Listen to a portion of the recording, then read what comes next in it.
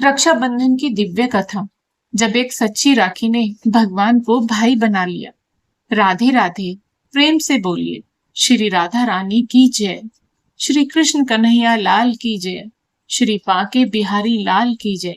प्यारे भक्तों, रक्षाबंधन का पर्व आते ही हर बहन के मन में अपने भाई की तस्वीर उभर आती है। कहीं बहन भाई की कलाई पर राखी बांधती है, कहीं भाई अपनी बहन की रक्षा का वचन देता है, और कहीं दूर बैठे भाई बहन एक दूसरे को याद करके भावुक हो जाते हैं।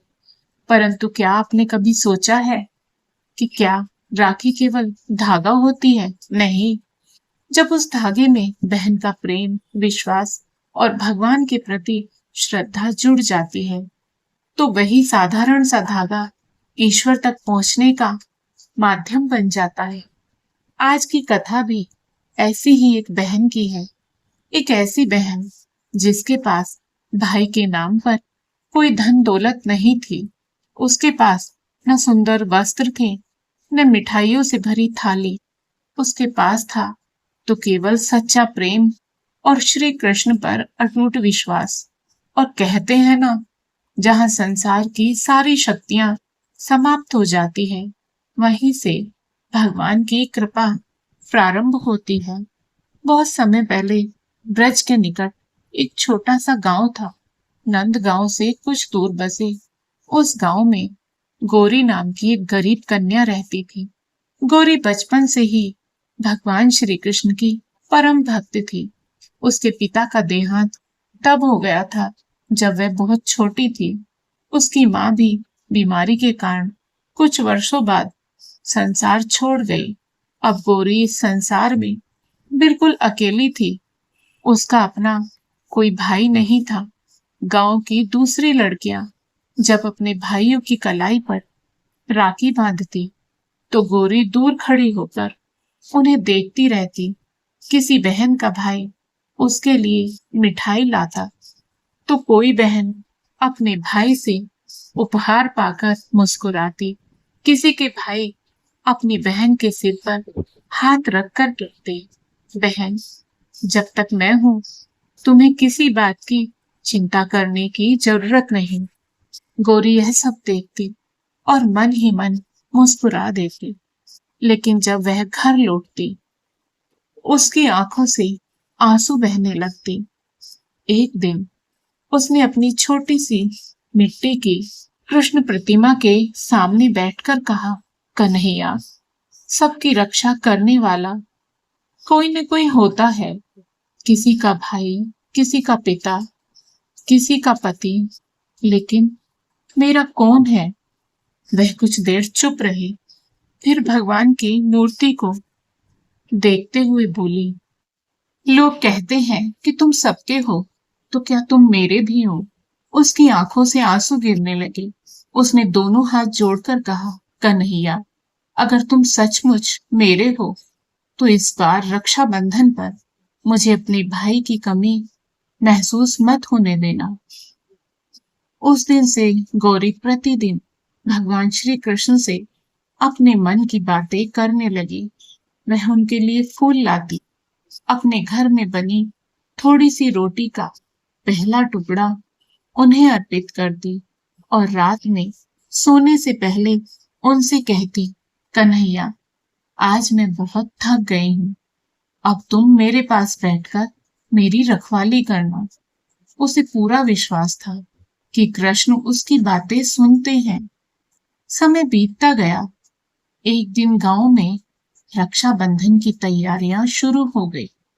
हर घर में चहल पहल थी।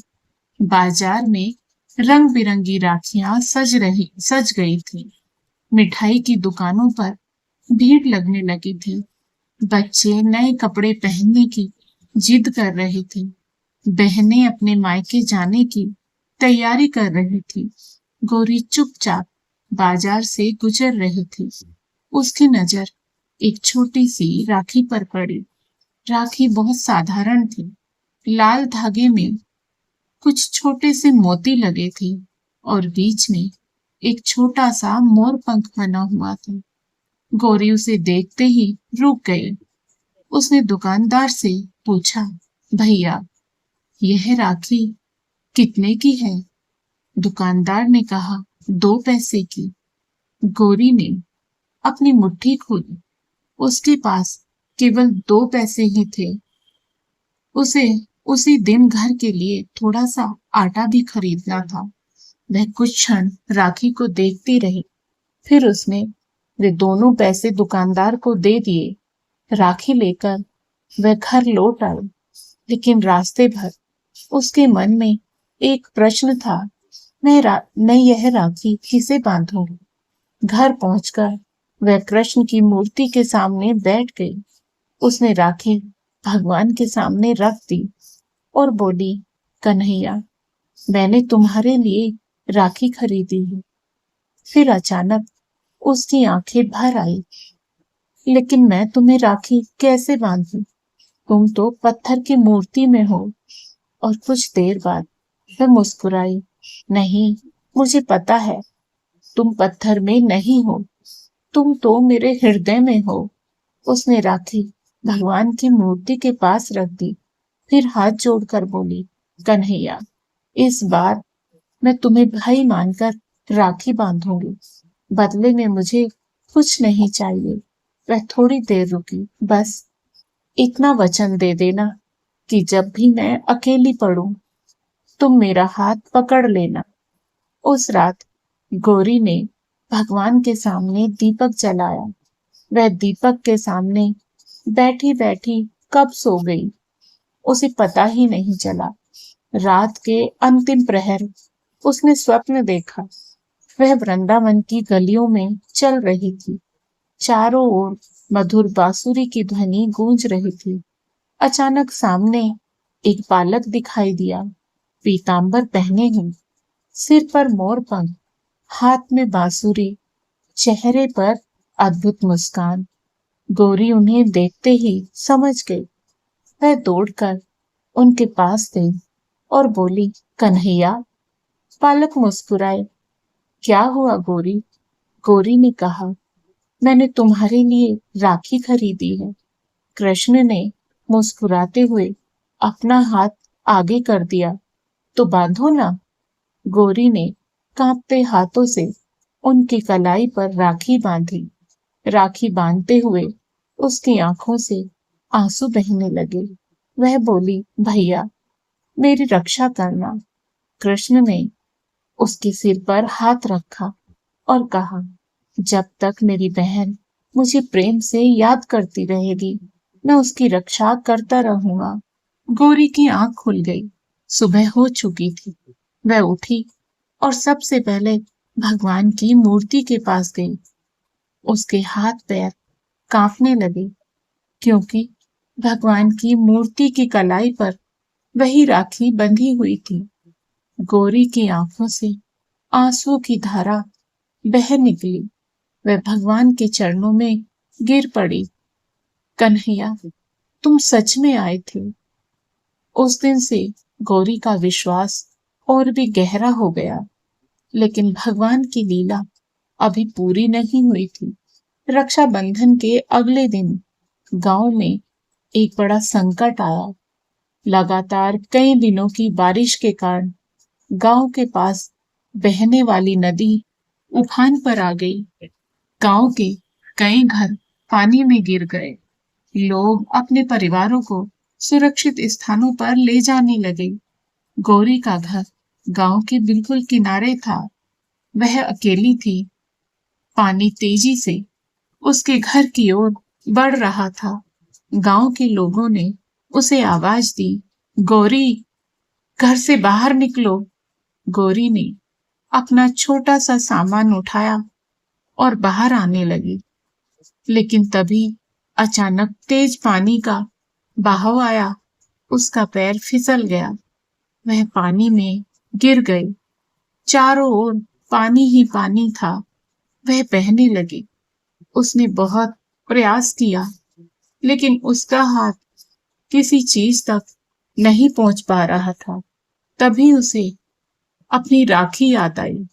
उसने आंखें बंद कर ली और पुकारा, कन्हैया, भैया। बस इतना कहना था। अचानक किसी ने उसका हाथ पकड़ लिया, बहुत मजबूत हाथ। गौरी ने आंखें खोली, उसे वही बालक दिखाई दिया, पीतांबर, मोरपंख, हाथ में बांसुरी और चेहरे पर वही प्यारी सी मुस्कान। गौरी रोते हुए बोली, भैया। कृष्ण ने कहा, डर मत गौरी, मैंने कहा था ना, जब भी मुझे प्रेम से पुकारोगी मैं तुम्हारे साथ रहूंगा। और देखते ही देखते वह बालक गौरी को पानी से बाहर ले आया। गांव के लोगों ने जब देखा कि गौरी सुरक्षित है तो सभी आश्चर्यचकित रह गए। एक बूढ़े व्यक्ति ने पूछा, बेटी, तुम्हें बचाया किसने? गौरी ने चारों ओर देखा।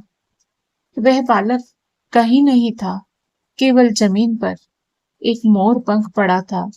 गौरी ने उसे उठाकर अपने हृदय से लगा लिया। उसकी आंखों से आंसू बह रहे थे। वह बोली, मेरे भैया ने मुझे बचाया है। गांव वालों ने पूछा, कौन भैया? गौरी ने कृष्ण की मूर्ति की ओर इशारा किया, मेरे कन्हैया, मेरे भाई। कुछ लोग उसकी बात पर विश्वास करने लगे, कुछ केवल मुस्कुरा दिए। लेकिन गौरी के लिए अब किसी प्रमाण की आवश्यकता नहीं थी।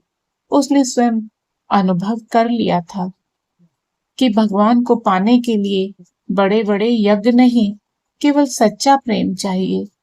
समय बीतता गया, गौरी बड़ी हुई। उसका विवाह एक साधारण परिवार में हुआ। वह दूसरे गांव चली गई, लेकिन हर रक्षाबंधन पर वह अपने मायके की तरह कृष्ण मंदिर जाती और ठाकुर जी को राखी बांधती। एक वर्ष रक्षाबंधन के दिन उसके पति को व्यापार में बहुत बड़ा नुकसान हो गया। घर में खाने तक के लिए पैसे नहीं बचे। ससुर बीमार थे, घर में दवाइयों की आवश्यकता थी। गौरी की सास ने चिंता में कहा, बहू, अब क्या होगा? गौरी ने शांत स्वर में कहा, माँ, चिंता मत कीजिए, मेरे भैया है ना, वो सब ठीक कर देंगे। सास ने पूछा, कौन? गौरी मुस्कुराई और बोली, मेरे कन्हैया। उस दिन उसने घर में बचा हुआ थोड़ा सा आटा लिया, उससे 4 छोटी रोटियां बनाई, 2 परिवार के लिए रखी और 2 कृष्ण के लिए लेकर मंदिर चली गई। मंदिर में जाकर उसने भगवान को राखी बांधी और कहा, भैया, इस बार मैं तुमसे अपने लिए कुछ नहीं मांगूंगी। और फिर उसकी आंखें भर आई। बस मेरे घर की लाज रख लेना। उसने रोटियां भगवान को अर्पित की और घर लौट आई। अगली सुबह उसके पति के पास एक व्यक्ति आया। उसने कहा, मुझे आपकी पुरानी जमीन खरीदनी है। अगर आप चाहें तो मैं आज ही भुगतान कर सकता हूँ। उस जमीन की कीमत इतनी थी कि उनके सारे कर्ज उतर सकते थे और इलाज भी हो सकता था। पति ने आश्चर्य से पूछा, लेकिन आपको यह जमीन कहाँ से पता चली? वह व्यक्ति बोला, मैं कई महीनों से इसे खोज रहा था। कल अचानक मुझे किसी ने कहा कि इसी गांव में एक जमीन बिक रही है। पति ने पूछा, किसने बताया? वह व्यक्ति कुछ सोचकर बोला, एक छोटा सा लड़का था, पीतांबर पहने हुए, उसके सिर पर मोरपंख लगा था। गौरी यह सुनते ही समझ गई। उसकी आंखों से आंसू बह निकले। वह भगवान की मूर्ति के सामने बैठ गई और बोली, कन्हैया, तुमने फिर मेरी लाज रख ली। भक्तों, यही तो भगवान और भक्त के संबंध की सुंदरता है। भगवान से हमारा रिश्ता केवल पूजा का नहीं होता। कोई उन्हें पिता मानता है, कोई माता, कोई मित्र, कोई स्वामी और कोई उन्हें अपना भाई मानकर पुकारता है। भगवान भावना के भूखे हैं। आप उन्हें जिस प्रेम से, जिस जिस रिश्ते से पुकारते हैं, वे उसी भाव से आपके पास आते हैं। रक्षाबंधन का यही सबसे बड़ा संदेश है। राखी बांधने वाली बहन कहती है, भैया मेरी रक्षा करना। लेकिन सच्चा आध्यात्मिक अर्थ यह है कि हम भगवान से कहें, हे प्रभु, केवल मेरे शरीर की नहीं, मेरे मन की भी रक्षा करना, मेरी बुद्धि की रक्षा करना, मेरे संस्कारों की रक्षा करना, मुझे गलत रास्ते पर जाने से बचाना, मेरे परिवार की रक्षा करना, मेरे भीतर के विश्वास की रक्षा करना। और जब मैं संसार की कठिनाइयों से घिर जाऊं, तब मेरा हाथ पकड़ लेना। भक्तों कहते हैं कि एक सच्ची राखी केवल भाई की कलाई पर नहीं बनती, वह दो हृदयों को जोड़ती है। और जब वही राखी भगवान को प्रेम से बांधी जाए, तो वह भक्त और भगवान के बीच का संबंध बन जाती है।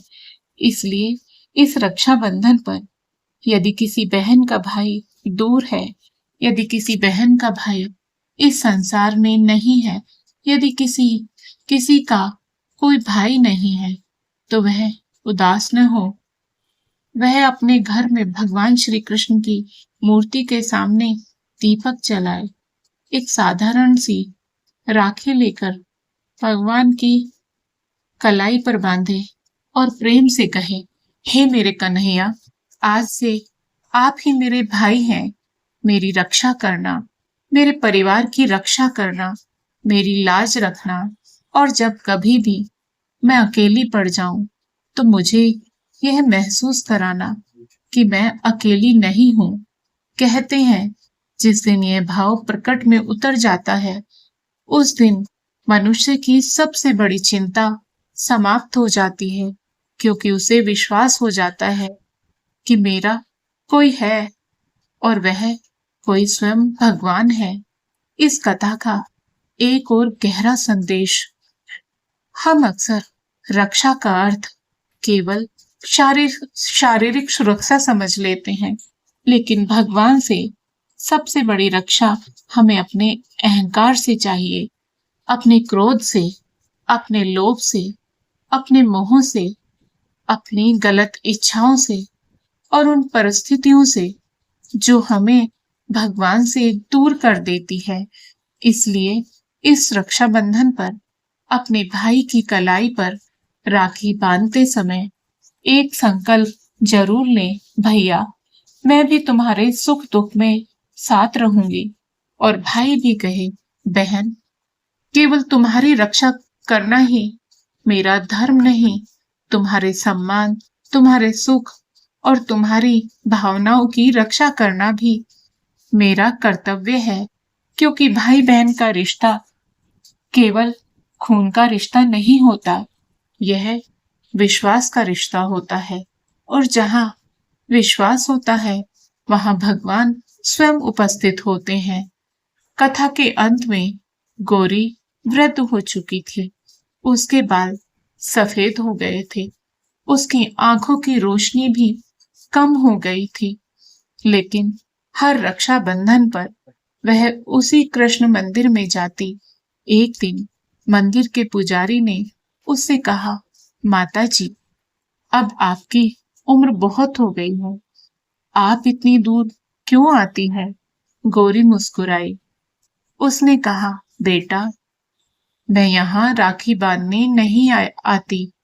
पुजारी ने पूछा, तो फिर? गौरी ने कृष्ण की मूर्ति की ओर देखते हुए कहा, मैं अपने भैया से मिलने आती हूँ। पुजारी की आंखें नम हो गई। गौरी ने भगवान की कलाई पर राखी बांधी, फिर बोली, कन्हैया मैंने जीवन भर तुम्हें अपना भाई माना, कभी मुझे निराश मत करना।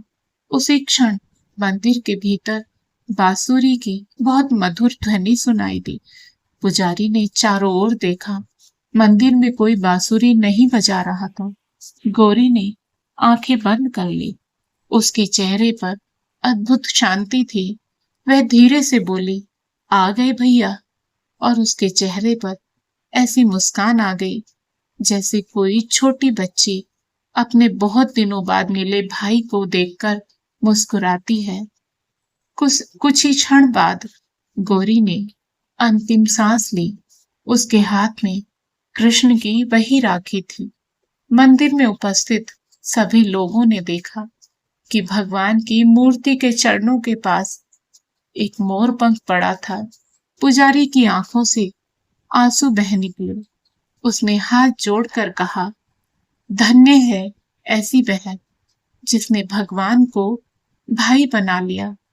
और भक्तों, शायद यही रक्षाबंधन की सबसे सुंदर परिभाषा है। जिस प्रेम में स्वार्थ न हो वह प्रेम भगवान तक पहुंचता है। जिस विश्वास में शंका न हो वहां भगवान स्वयं रक्षा करने आते हैं। और जिस हृदय में सच्ची भक्ति हो वहां भगवान को आने के लिए किसी निमंत्रण की आवश्यकता नहीं होती। तो इस रक्षाबंधन जब बहन भाई की कलाई पर राखी बांधे तब भगवान श्री कृष्ण से भी एक राखी बांधकर कहिए, हे कन्हैया, मेरे भाई की रक्षा करना, मेरी बहन की रक्षा करना, मेरे माता पिता की रक्षा करना, मेरे परिवार की रक्षा करना और सबसे बढ़कर हम सबके हृदय में बसे प्रेम और विश्वास की रक्षा करना। प्रेम से बोलिए, श्री कृष्ण कन्हैया लाल की जय, श्री राधा रानी सरकार की जय, बांके बिहारी लाल की जय। और अंत में बस इतना याद रखिए, जिसकी कलाई पर संसार की राखी ना भी बंधे, यदि उसके हृदय में श्री कृष्ण का प्रेम बंधा है तो वह कभी अकेला नहीं है। राधे राधे, जय श्री राधे।